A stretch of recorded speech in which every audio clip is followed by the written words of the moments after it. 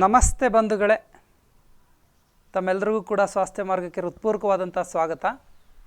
ಈ ದಿನ ನಾವು ನಮ್ಮ ದಂತಪಂಕ್ತಿಗಳನ್ನು ಹೇಗೆ ಶುಚಿಗೊಳಿಸ್ಕೋಬೇಕು, ದಂತಧಾವನ ಕ್ರಿಯೆಯನ್ನು ಹೇಗೆ ಮಾಡಬೇಕು ಅನ್ನೋದನ್ನು ತಿಳಿದುಕೊಳ್ಳೋಣ. ಬಹುಶಃ ಪ್ರತ್ಯೇಕವಾಗಿ ದಂತಪಂಕ್ತಿಗಳನ್ನು ಶುಚಿಗೊಳಿಸ್ಕೊಳ್ಳುವಂತಹ ಕ್ರಿಯೆಯನ್ನು ಮಾಡುವಂತಹ ಪ್ರಾಣಿ ಅಂತ ಹೇಳಿದ್ರೆ ಅದು ಮನುಷ್ಯ ಪ್ರಾಣಿ ಮಾತ್ರ. ಇತರ ಯಾವುದೇ ಪ್ರಾಣಿ ಪಕ್ಷಿಗಳು ಕೂಡ ಪ್ರತಿದಿನ ಬೆಳಗ್ಗೆ ಎದ್ದು ಬ್ರಷ್ ಮಾಡಬೇಕು, ರಾತ್ರಿ ಮಲಗುವಾಗ ಬ್ರಷ್ ಮಾಡಬೇಕು ಅನ್ನುವಂತಹ ಅಭ್ಯಾಸ ಇಲ್ಲ. ಅದಕ್ಕೆ ಕಾರಣ ನಮ್ಮ ಪ್ರಕೃತಿಯಲ್ಲಿ ಸಿಗುವಂತಹ ಸಹಜವಾದ ಸ್ವಾಭಾವಿಕವಾದ ನೈಸರ್ಗಿಕ ಆಹಾರಗಳ ಸೇವನೆಯನ್ನು ಮಾಡಿ ಬದುಕ್ತಾ ಇರುವಂಥದ್ದು ಇತರ ಎಲ್ಲ ಪ್ರಾಣಿಗಳು. ಆದರೆ ನಾವು ಮನುಷ್ಯರು ಅವುಗಳನ್ನು ಮಾರ್ಪಾಡು ಮಾಡಿ ಅವಕ್ಕೆ ರುಚಿಯನ್ನು ಬದಲಾಯಿಸಿಕೊಂಡು ಅವುಗಳನ್ನು ಬೇಯಿಸಿ ಆಹಾರ ಸೇವನೆ ಮಾಡ್ತಾ ಇರೋದ್ರಿಂದ ನಮಗಿದು ಅತ್ಯವಶ್ಯಕ ಮತ್ತು ಅನಿವಾರ್ಯ ಕೂಡ.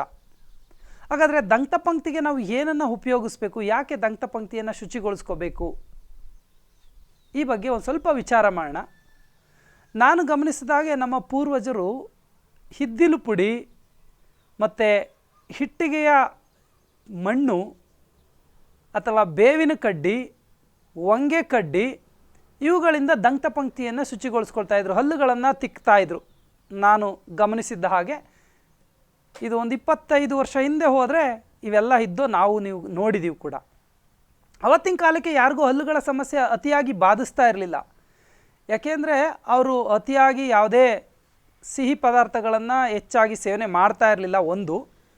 ಮತ್ತು ನೈಸರ್ಗಿಕವಾಗಿ ಅವರು ದಂತಪಂಕ್ತಿಗಳನ್ನು ಶುಚಿಗೊಳಿಸ್ಕೊಳ್ಳಿಕ್ಕೆ ಯಾವುದೇ ಬ್ರಷನ್ನು ಬಳಸ್ತಾ ಇರಲಿಲ್ಲ, ಕೈಗಳಿಂದ ತಿಕ್ತಾಯಿದ್ರು ಅಥವಾ ಹೊಂಗೆ ಕಡ್ಡಿ ಅಥವಾ ಬೇವಿನ ಕಡ್ಡಿಯಿಂದ ತಿಕ್ತಾಯಿದ್ರು. ಇಲ್ಲಿ ನಾವು ಯಾಕೆ ಹೊಂಗೆ ಕಡ್ಡಿ, ಬೇವಿನ ಕಡ್ಡಿ, ಹಿಪ್ಪಲಿ ಕಡ್ಡಿ, ಕಹಿ, ಒಗರು, ತಿಕ್ತ ರಸವುಳ್ಳಂತಹ ಈ ಕಡ್ಡಿಗಳನ್ನು ಅಥವಾ ಆ ದ್ರವ್ಯಗಳಿಂದ ಕೂಡಿರುವಂಥ ಪದಾರ್ಥವನ್ನು ಹಲ್ಲನ್ನು ಶುಚಿಗೊಳಿಸಲಿಕ್ಕೆ ಬಳಸ್ತಾ ಇದ್ರು ಅಂತ ಹೇಳಿದ್ರೆ ಅತ್ಯಂತ ವೈಜ್ಞಾನಿಕವಾದ ಕಾರಣ. ನೋಡಿ, ನಮ್ಮ ಮುಖಮಂಡಲ ಅಥವಾ ಬಾಯಿಯ ಪ್ರದೇಶ ಕಫವರ್ಧಕವಾಗಿದೆ. ಅಂದರೆ ಕಫ ಹೆಚ್ಚಾಗಿ ಉತ್ಪತ್ತಿಯಾಗುವಂಥ ಮತ್ತು ಸಂಗ್ರಹ ಆಗುವಂಥ ಜಾಗ. ನಮಗೆ ಗಂಟಲಲ್ಲಿ ಕಫ ಕಟ್ತಿರುತ್ತೆ, ಮೂಗಲ್ಲಿ ಕಫ ಸಂಗ್ರಹ ಆಗ್ತಿರುತ್ತೆ. ಸೊ ಮುಖ ಕಫದ ಭಾಗ ಆಗಿರೋದ್ರಿಂದ ಈ ರಸಗಳೇನಿದ್ದಾವೆ, ಕಹಿ, ಒಗರು, ಖಾರ, ಇವು ಕಫವನ್ನು ಕಡಿಮೆ ಮಾಡಲಿಕ್ಕೆ ಸಹಕಾರಿಯಾಗ್ತವೆ. ಯಾವಾಗ ನಾವು ಈ ಪದಾರ್ಥಗಳನ್ನು ಬಳಸಿ ಅಥವಾ ಕಹಿ ರುಚಿ ಉಳ್ಳಂತಹ ಬೇವು ಅಥವಾ ಹೊಂಗೆ ಕಡ್ಡಿಯಿಂದ ಅಥವಾ ಹಿಪ್ಪಲಿ ಕಡ್ಡಿಯಿಂದ ನಮ್ಮ ಬಾಯನ್ನು ಮತ್ತು ದಂತಗಳನ್ನು ಶುಚಿಗೊಳಿಸ್ಕೊಳ್ತೀವೋ ಆವಾಗ ಕಫದೋಷ ನಿವಾರಣೆ ಆಗುತ್ತೆ. ಆದರೆ ಇತ್ತೀಚೆಗೆ ಆಧುನಿಕತೆಯ ಹೆಸರಿನಲ್ಲಿ ನಮ್ಮ ಕೈಗೆ ಬಂದಂಥವು ಪ್ಲಾಸ್ಟಿಕ್ ಕಡ್ಡಿಗಳು, ಬ್ರಷ್ಗಳು ಮತ್ತು ಬಾಯಿಗೆ ರುಚಿಯಾಗುವಂತಹ ಸಿಹಿ ಅಂಶವುಳ್ಳಂತಹ ರಾಸಾಯನಿಕ ಯುಕ್ತ ಟೂತ್ಪೇಸ್ಟ್ಗಳು. ಇವತ್ತು ಯಾವುದೇ ಪೇಸ್ಟನ್ನು ನೀವು ಬಾಯಿಗೆ ಹಾಕ್ರಿ, ರುಚಿಕರವಾಗಿರುತ್ತೆ, ಸಿಹಿಯಾಗಿರುತ್ತೆ. ಈ ಸಿಹಿ ಮತ್ತಷ್ಟು ಕಫವನ್ನು ವರ್ಧಿಸುತ್ತೆ, ನಮ್ಮ ರೋಗಗಳನ್ನು ಹೆಚ್ಚು ಮಾಡುತ್ತೆ. ಜೊತೆಗೆ ಅದರಲ್ಲಿರುವಂತಹ ರಾಸಾಯನಿಕಗಳು ನಮ್ಮ ದೇಹಕ್ಕೆ ಅನೇಕ ಹಾನಿಯನ್ನು ಒದಗಿಸ್ತಾ ಇದೆ. ಸೊ ಆ ನಿಟ್ಟಿನಲ್ಲಿ ಬಂಧುಗಳೇ, ನಾವು ನಮ್ಮ ಪೂರ್ವಿಕರು ಅನುಸರಿಸ್ತಾ ಇದ್ದಂತಹ ನೈಸರ್ಗಿಕ ವಿಧಾನದ ಮೂಲಕ ನಮ್ಮ ದಂತಪಂಕ್ತಿಗಳನ್ನು ಶುಚಿಗೊಳಿಸ್ಕೋಬೇಕಾಗಿದೆ. ದಂತಪಂಕ್ತಿಗಾಗಿ ನೀವು ಕಡ್ಡಿಯನ್ನು ಬಳಸೋದು ಅನಾಗರಿಕತೆಯಲ್ಲ, ನಿಜಕ್ಕೂ ಕೂಡ ಒಂದು ಯೋಗ್ಯವಾದಂತಹ ಅಭ್ಯಾಸ ಹೌದು. ಇವತ್ತು ಅದೇ ಬೇವಿನ ಕಡ್ಡಿಯನ್ನು ಬ್ರಷ್ಗಳ ರೀತಿ ಮಾರ್ಪಾಡು ಮಾಡಿ ಪೇಂಟೆಡ್ ತಗೊಂಡು ಅಮೇರಿಕಾದ ಒಂದು ಕಂಪನಿ ಬೇವಿನ ಕಡ್ಡಿಯ ಬ್ರಷ್ಗಳನ್ನು ದುಬಾರಿ ಹಣಕ್ಕೆ ಮಾರಾಟ ಮಾಡ್ತಾ ಇದೆ. ಇವತ್ತು ನಾವು ಆನ್ಲೈನ್ಗಳ ಮೂಲಕ ಆ ದುಬಾರಿ ಬ್ರಷ್ಗಳನ್ನು ತರಿಸ್ಕೊಂಡು ಹಲ್ಲುಜ್ಜಲಿಕ್ಕೆ ಹೋಗ್ತಾ ಇದ್ದೀವಿ. ಅದೇ ನಮ್ಮ ಪೂರ್ವಿಕರು ಉಜ್ಜುತ್ತಾ ಇದ್ದಂಥ ಬೇವಿನ ಕಡ್ಡಿ ಬ್ರಷ್ ಅದೇನು ಅನ್ನಿಸ್ತು ನಮಗೆ, ಇದು ಹಳೆ ಕಾಲದ್ದು. ನಿಮ್ಮ ಕಾಲದಲ್ಲಿ ಪೇಸ್ಟ್ ಇರಲಿಲ್ಲ, ನಿಮ್ಮ ಕಾಲದಲ್ಲಿ ಬ್ರಷ್ ಇರಲಿಲ್ಲ, ನೀವು ಹಿಂದುಳಿದವರು, ನೀವು ಬಳಸ್ತಾ ಇದ್ರಿ, ನೀವು ಬಳಸಿ ಅಂತ ಹೇಳಲಿಕ್ಕೆ ಶುರು ಮಾಡ್ದೋ. ಆದರೆ ಇವತ್ತು ಅದೇ ಬೇರೊಂದು ಕಂಪ್ನಿಯ ಉತ್ಪನ್ನ, ಅದೇ ಬೇವಿನ ಕಡ್ಡಿ ಇವತ್ತು ನಾವು ಬಾಯಿಗಿಟ್ಕೊಂಡು ಹಲ್ಲುಜ್ಜುವಂತಹ ಸ್ಥಿತಿಗೆ ಬಂದಿದ್ದೀವಿ. ಹಾಗಾಗಿ ಬಂಧುಗಳೇ, ನಾವು ಜಾಗೃತರಾಗಬೇಕಾಗಿದೆ. ನಮ್ಮ ದಂತಪಂಕ್ತಿಗಳನ್ನು ಶುಚಿಗೊಳಿಸ್ಕೊಳ್ಳಿಕ್ಕೆ ಕಹಿ ಮತ್ತು ಒಗರು ಮತ್ತು ಖಾರ ಇರುವಂತಹ ದ್ರವ್ಯಗಳಿಂದ ಕೂಡಿರುವಂತಹ ಸಹಜವಾಗಿ ಸ್ವಾಭಾವಿಕವಾದಂತಹ ಹಲ್ಲು ಪುಡಿಗಳನ್ನು ಬಳಸಬಹುದು.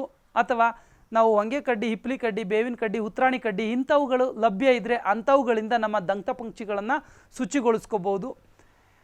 ಇದರಿಂದ ನಮ್ಮ ಒಸಡುಗಳು ಗಟ್ಟಿ ಆಗ್ತವೆ, ಹಲ್ಲುಗಳು ಕೂಡ ಆರೋಗ್ಯವಾಗಿರ್ತವೆ. ಆದರೆ ಪೇಸ್ಟು ಮತ್ತು ಬ್ರಷ್ ಬಳಸೋದ್ರಿಂದ ಒಸಡುಗಳು ಕೂಡ ಸಡಿಲ ಆಗ್ತಾ ಬರ್ತವೆ ಮತ್ತು ಹಲ್ಲುಗಳು ಕೂಡ ಹಾನಿಯಾಗ್ತವೆ.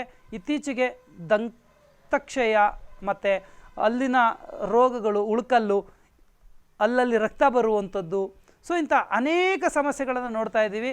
ಅದೆಲ್ಲದಕ್ಕೂ ಸುಲಭ ಪರಿಹಾರ ಅಂತ ಹೇಳಿದ್ರೆ ಮೊದಲಿಗೆ ನಾವು ಮಾಡ್ಬೋದಾದದ್ದು ಬೇಡದೆ ಹೋಗಿರೋ ಆಹಾರ ಪದಾರ್ಥಗಳನ್ನು ತಿನ್ನೋದನ್ನು ನಿಲ್ಲಿಸೋದು ಮತ್ತು ಈ ಪೇಸ್ಟು ಬ್ರಷ್ಷಿಂದ ಹೊರಗೆ ಬಂದು ನಾವು ನೈಸರ್ಗಿಕವಾದ ಹಲ್ಲು ಪುಡಿಯಲ್ಲಿ ಹಲ್ಲನ್ನು ಉಜ್ಜೋದು. ನೋಡಿ, ಅವ್ರು ಏನು ಬೇಕಾದರೂ ತಿನ್ನಿ, ಸಿಹಿ ತಿನ್ನಿ, ಐಸ್ ಕ್ರೀಮ್ ತಿನ್ನಿ, ಚಾಕ್ಲೇಟ್ ತಿನ್ನಿ, ನಮ್ಮ ಪೇಸ್ಟಲ್ಲಿ ಹಲ್ಲುಜ್ಜಿ, ನಮ್ಮ ಬ್ರಷಲ್ಲಿ ಹಲ್ಲುಜ್ಜಿ ಸರಿಯಾಗುತ್ತೆ ಅಂತ ಹೇಳ್ತಾರೆ. ಇದು ತದ್ವಿರುದ್ಧವಾದದ್ದು. ಸೊ ಹಾಗಾಗಿ ನೀವು ನೈಸರ್ಗಿಕವಾದ ಹಲ್ಲು ಪುಡಿಯನ್ನು ಉಪಯೋಗಿಸಿ. ಸ್ವಸ್ಥ ಶುಚಿ ಇದು ಹೋಮ್ ಮೇಡ್ ಹಲ್ಲು ಪುಡಿಯಾಗಿದೆ. ನೈಸರ್ಗಿಕವಾಗಿ ನಾವು ಏನಿಷ್ಟೊತ್ತು ಹೇಳಿದ್ವೋ ಕೆಲವೊಂದು ರಾಸಾಯನಿಕ ರಹಿತವಾದಂತಹ ಮತ್ತು ನೈಸರ್ಗಿಕವಾದಂತಹ ಪದಾರ್ಥಗಳನ್ನು ಬಳಸಿ ಅವುಗಳನ್ನು ಭಸ್ಮ ಮಾಡಿ ಆ ಭಸ್ಮದಿಂದ ಮಾಡಿರುವಂತಹ ನೈಸರ್ಗಿಕ ಹಲ್ಲುಪುಡಿ ಸ್ವಸ್ಥ ಶುಚಿ ಹಲ್ಲುಪುಡಿ. ನಿಮ್ಮ ದಂತವನ್ನು ಶುಚಿಗೊಳಿಸ್ಕೊಳ್ಳಿಕ್ಕೆ ನೀವು ಬೆಳಗ್ಗೆ ಸಂಜಿನ ಅವಧಿಯಲ್ಲಿ ಇದನ್ನು ಹಾಗೆ ಕೈಯಲ್ಲಿ ಹಾಕಿ ಉಜ್ಜೋದ್ರಿಂದ ದಂತಗಳು ಶುಚಿ ಆಗ್ತವೆ ಮತ್ತು ಒಸಡುಗಳು ಗಟ್ಟಿ ಆಗ್ತವೆ. ಈಗಾಗಲೇ ಉಪಯೋಗಿಸಿರುವಂಥ ಕೆಲವರು ರಕ್ತ ಸೋರುವಿಕೆ ಆಗ್ತಾ ಇದ್ದಂಥವ್ರು, ಹಲ್ಲು ಅಲಗಾಡ್ತಿದ್ದಂಥವ್ರು, ಹಲ್ಲಲ್ಲಿ ನೋವು ಅಥವಾ ಜುಮ್ ಅನ್ನುವಂಥ ಸೆನ್ಸೇಷನ್ ಬರ್ತಾ ಇದ್ದಂಥವ್ರು ಆರಾಮಾಗಿದ್ದೀವಿ ಸರ್ ಅಂತ ಹೇಳ್ತಾರೆ. ಸೊ ಇದನ್ನು ನನ್ನ ಹತ್ರ ಕೊಂಡು ಉಪಯೋಗಿಸ್ಬೇಕು ಅಂತ ಏನಿಲ್ಲ, ನೀವೇ ಮನೆಯಲ್ಲೂ ಕೂಡ ಮಾಡ್ಕೋಬೋದು. ಮೊದಲಿಗೆ ನೈಸರ್ಗಿಕವಾಗಿ ಹೇಗೆ ಮಾಡ್ಕೋತಿದ್ರು ಆ ವಿಧಾನದಲ್ಲಿ ನೀವು ಕೂಡ ಕೆಲವೊಂದು ಇಂಗ್ರೀಡಿಯೆಂಟ್ಸನ್ನು ಹಾಕಿ ಮನೇಲಿ ಮಾಡ್ಕೋಬೋದು. ಇವತ್ತಿನ ಹರಿಬರಿ ಲೈಫಲ್ಲಿ ನಾವು ಮಾಡ್ಕೊಳ್ಳಿಕ್ಕೆ ಸಾಧ್ಯ ಇಲ್ಲ. ಒಂದು ಯಾರೋ ಉತ್ಕೃಷ್ಟ ಗುಣಮಟ್ಟದ ಉತ್ಪನ್ನವನ್ನು ತಯಾರು ಮಾಡ್ತಾ ಇದ್ದಾರೆ, ಅವ್ರ ಹತ್ರ ಕೊಂಡು ನಾವು ಪ್ರೋತ್ಸಾಹಿಸುವಂತಹ ಮನೋಧರ್ಮವನ್ನು ಬೆಳೆಸ್ಕೊಳ್ಳೋಣ. ಯಾವುದೋ ಕಂಪ್ನಿಯವರು ಮಾಡಿದಂಥ ಪೇಸ್ಟು ಬ್ರಷ್ಗಳಿಗೆ ಮೊರೆ ಹೋಗುವ ಬದಲು ನೀವೇ ಮನೇಲಿ ಮಾಡಿದಂಥ ಹಲ್ಪುಡಿಯ ಮೂಲಕ ಅಥವಾ ನಮಗೆ ಸಿಗುವಂಥ ನೈಸರ್ಗಿಕ ಬ್ರಷ್ಗಳಾದಂತಹ ಹೊಂಗೆ ಕಡ್ಡಿ, ಬೇವಿನ ಕಡ್ಡಿ, ಹಿಪ್ಪಲಿ ಕಡ್ಡಿ, ಉತ್ರಾಣಿ ಕಡ್ಡಿಗಳನ್ನು ನಮ್ಮ ಟೂತ್ ಬ್ರಷ್ಗಳನ್ನಾಗಿ ಬಳಸ್ಕೊಳ್ಳುವ ಮೂಲಕ ನಮ್ಮ ಆರೋಗ್ಯವನ್ನು ಸಂರಕ್ಷಣೆ ಮಾಡ್ಕೊಳ್ಳೋದ್ರ ಜೊತೆಗೆ ಆರ್ಥಿಕವಾಗೂ ಕೂಡ ಮಿತವ್ಯಯನ್ನು ಸಾಧಿಸೋಣ ಬಂಧುಗಳೇ. ಈ ಒಂದು ಹಲ್ಪುಡಿ ಡಬ್ಬವನ್ನು ನಾವು ಒಮ್ಮೆ ಖರೀದಿಸಿದ್ರೆ ಇದು ಒಂದು 3 ತಿಂಗಳು ಬಳಕೆ ಮಾಡ್ಬೋದು ಒಬ್ಬರು. ಅದೇ ಒಂದಿಷ್ಟುದ್ದ ಪೇಸ್ಟನ್ನು ತಂದರೆ ನೀವು 3 ದಿನ ಕೂಡ ಬರೋದಿಲ್ಲ. ಹಾಗಾಗಿ ಎಲ್ಲ ಆಯಾಮಗಳಿಂದನೂ ಯೋಚನೆ ಮಾಡಿ ಯಾವುದು ಬೇಕು ಅದನ್ನು ಆಯ್ಕೆ ಮಾಡಿಕೊಳ್ಳುವಂತಹ ಸ್ವಾತಂತ್ರ್ಯ ನಿಮಗಿದೆ. ಧನ್ಯವಾದಗಳು ಬಂಧುಗಳೇ.